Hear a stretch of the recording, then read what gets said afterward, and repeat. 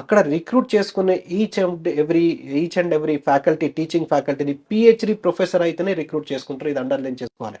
So ఈ okay. Quality of education ఇవ్వాలంటే అటువంటి ఆ లెవెల్లో ఆలోచించాలి, ఆ లెవెల్లో క్వాలిఫికేషన్ ఉండాలి, ఆ లెవెల్లో సీనియారిటీ ఉండాలి.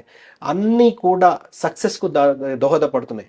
ఇక్కడ యూనివర్సిటీ జియోమెట్ నుంచి చదివిన వాళ్ళు, పాస్ అవుతున్న వాళ్ళు చాలా మంది, ఎఫ్ఎంజీ పాస్ అయిన వాళ్ళు ఇండియాలో పీజీ చేయడం కావచ్చు, ఇండియాలో ప్రాక్టీస్ చేయడం కావచ్చు, ఈవెన్ యూఎస్లో కూడా యూఎస్ఎంఎల్ఈ క్వాలిఫై అయిపోయి అక్కడ ప్రాక్టీస్ చేస్తున్న వాళ్ళు కావచ్చు.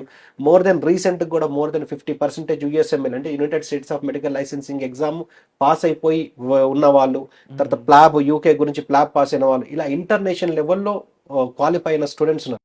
దీనికి ముఖ్యమైన అక్కడ కాలేజ్లో ఆ క్వాలిటీ లేకపోతే, ఆ యూనివర్సిటీలో స్టాండర్డ్స్ లేకపోతే, ఆ టీచింగ్లో అంత డెప్త్ లేకపోతే, ఆ క్లినికల్ ఎక్స్పోజర్లో అదన్నీ లేకపోతే ఇవన్నీ సక్సెస్ అయ్యే సాధ్యమే కాదు.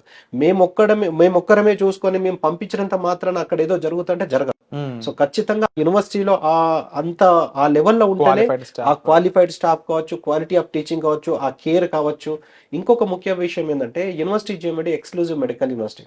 సో ఎక్స్క్లూజివ్ మెడికల్ యూనివర్సిటీ అంటే ఎక్స్క్లూజివ్గా వాళ్ళు ఓన్లీ మెడికల్ స్టూడెంట్స్ ఉండడము, మెడికల్ సంబంధించిన స్టాఫ్ ఉండడము. కాబట్టి స్టూడెంట్ ఒకవేళ ఫ్రెండ్షిప్ చేయాల్సి వస్తే జూనియర్ డాక్టరా